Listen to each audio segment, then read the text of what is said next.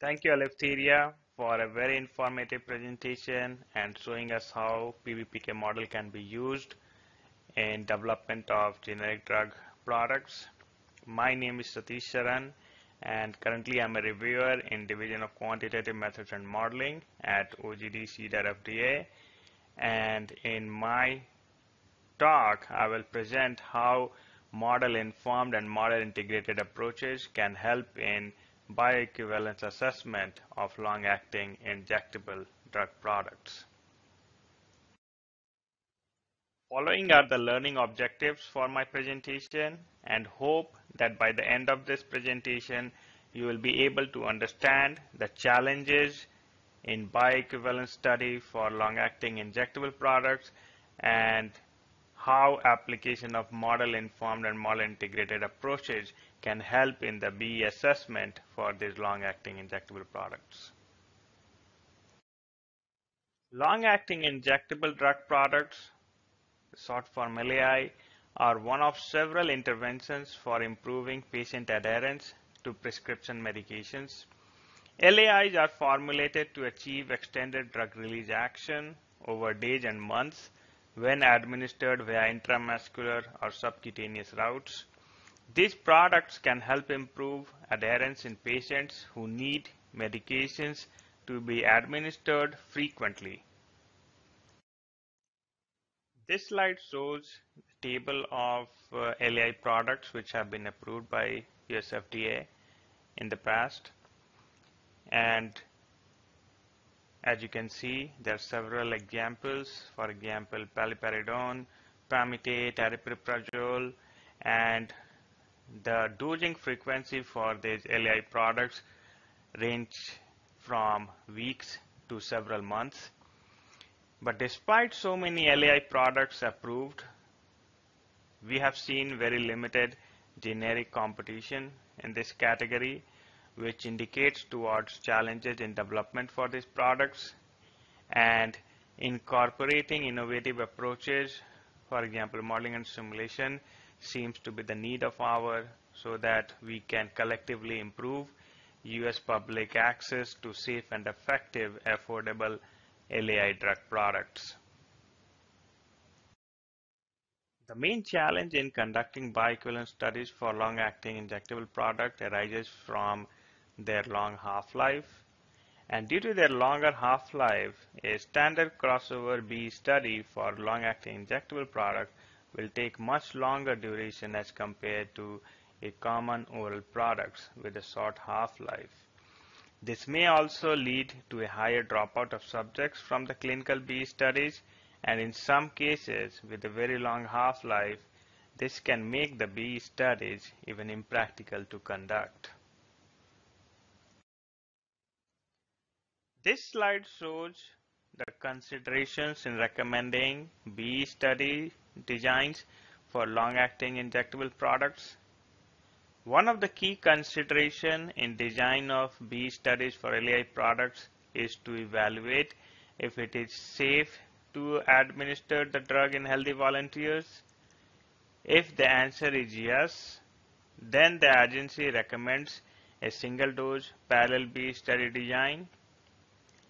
The challenge with parallel B study design, as we know, is lower power because of high between subject variability caused by physiological factors, for example gender.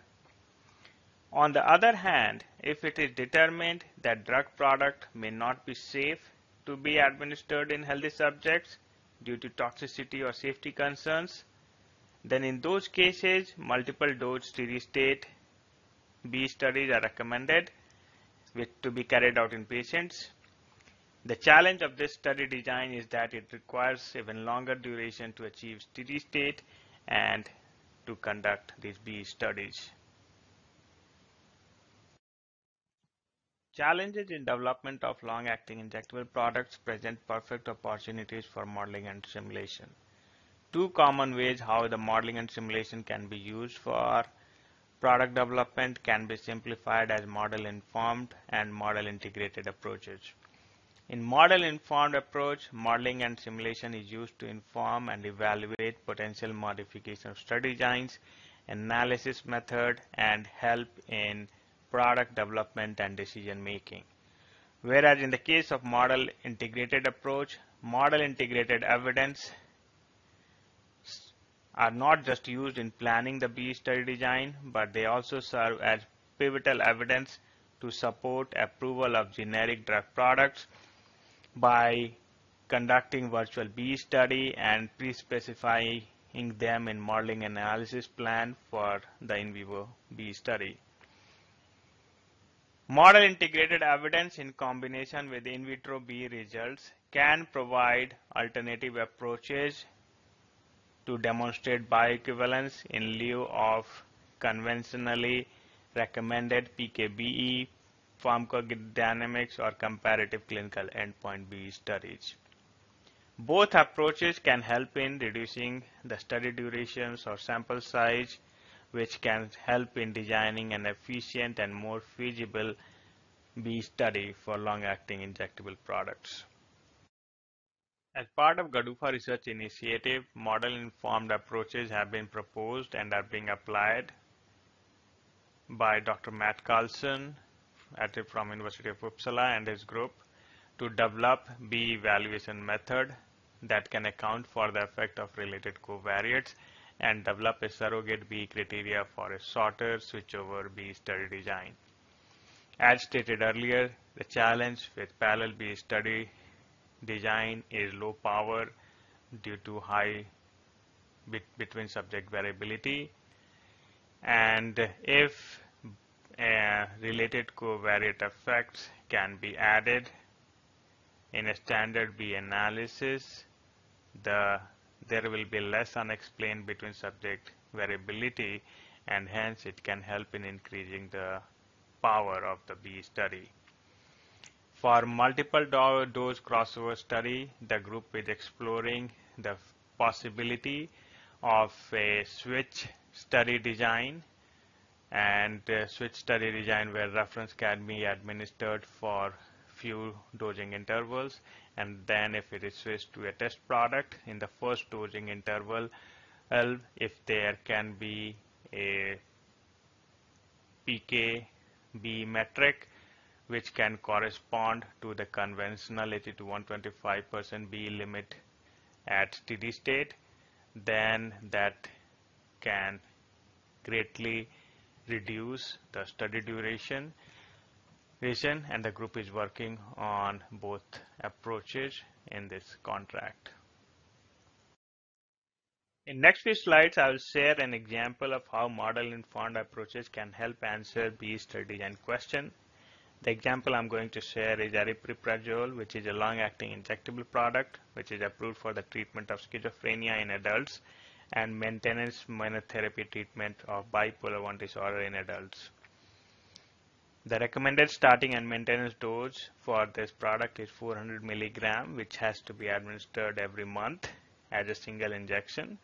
The dose can be reduced to 300 milligram in patients with adverse reactions.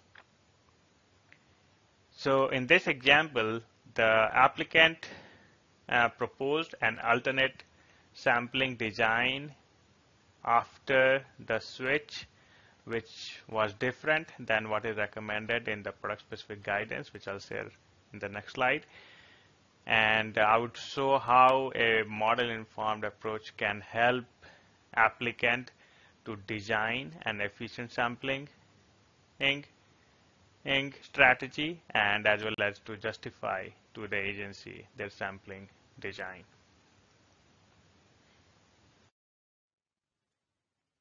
So the current slide shows our recommendation for the development of aripiprazole injectable suspension.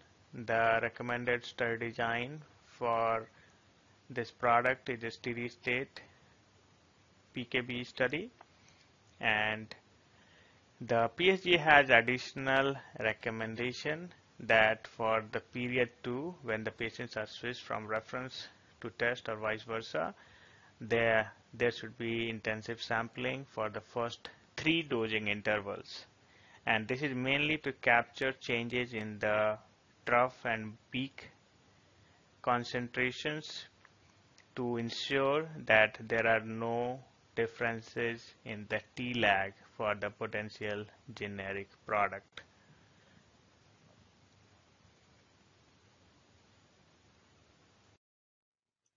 So the current slide shows an example of how model-informed approach can help in designing a sampling strategy for a bee study and to justify that to the agency. So this simulation was conducted by Dr. Salim, a Rice Fellow under my mentorship. And in this simulation, what he has used is he used a PuppyK model for the aripiprazole to conduct a steady state simulation for the RLD. So the RLD was administered for 6 doses, as you can see after during the 5th and 6th dosing interval, it appears to reach a plateau, steady state. And then the test products with different T-lag ranging from 24 hours, which is 1 day, to 336 hours, 14 days, were simulated. And as you can see, the simulation shows that the intensive sampling during the first dosing interval after the switch can be the most sensitive to detect T-lag differences, even if it is there between RLD and test. So this simulation shows an elegant example of how model-informed approach can help applicants design and justify appropriate sampling strategy. So now I'm going to put up a poll question. At the agency, we are curious to know whether or not you have considered applying innovative model-informed, model-integrated approaches for your bee study design. And I will pause here for 30 seconds to allow you time to respond to this poll. You can indicate yes or no on this poll question.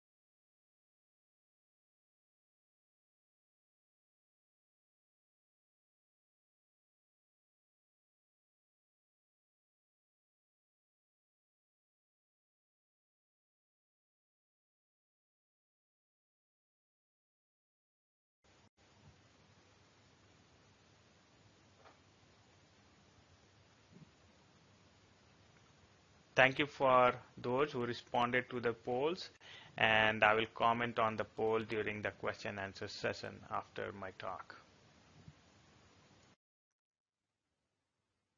In the next few slides, I would focus now on the model integrated approach.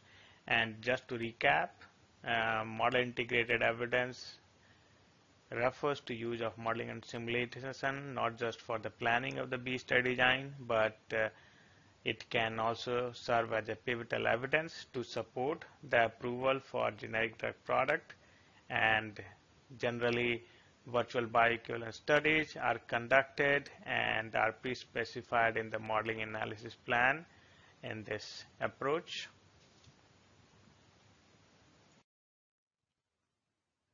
So this slide shows an example of model integrated approach and the framework which is being developed by University of Uppsala through our contract.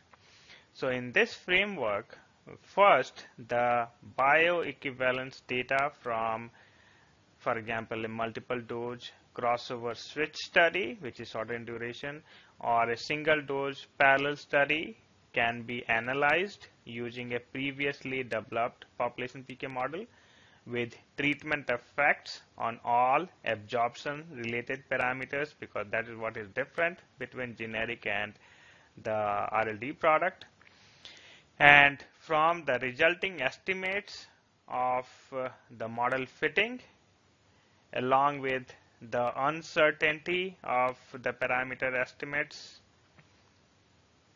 In their analysis, researchers can perform population simulations of a single dose crossover bee study, which is the conventional study design for bee trials without any covariate effects. Across all population simulations, 90% confidence intervals of the geometric mean of metric of interest can be calculated, and that can be used for the final bee conclusion. Since model integrated evidence can serve as pivotal evidence to support approval of generic products, these are few recommendations which we have for model integrated approaches. In general, virtual bioequivalence trial simulations should be performed in planning and designing the model integrated approach for bee analysis. Conducting extensive simulation can be helpful in assessment of the performance of proposed and modeling analysis plan. The modeling analysis plan and study design should always be pre-specified in the protocol, and in scenario where modeling and simulation will be used for pivotal decision making like bee conclusion, having an external validation can be useful, in which can provide confidence in the predictive performance of the model. Additionally, consider performing sensitivity analysis of the parameter estimates uncertainty and their impact on the bee determination. Ensure your model integrated approach ensures adequate control of type 1 and type 2 errors. From agency's perspective, control of type 1 error is more important. We understand this analysis can be complex and hence encourage an early engagement with the agency. On this slide, I have provided few useful resources to be considered when developing model integrated approaches. So the first link is for FDA draft guidance, population PK for industry, and this guidance has general recommendations for population PK model development, model validation, simulations, how to report population PK study to the agency. The second link, the FDA guidance for industry exposure response relationship, provide sections on the modeling strategy, and it emphasizes the importance of describing the problem, stating the assumptions, selection of the model, validation of the model prospectively. The third link, FDA draft guidance on adaptive designs for clinical trials of drugs and biologics. Although this guidance is focused on adaptive design, but provide useful information on statistical aspect of model integrated bee study related to control of type 1 error and clinical trial simulations. Learning from these guidances can be applied to model integrated bee study. The fourth link is related to the generic drug program, and in this link has slides of the presentation from our own office, and it provides few examples of how modeling and simulation approach can be used for generic drug development and review. This is the summary of my talk.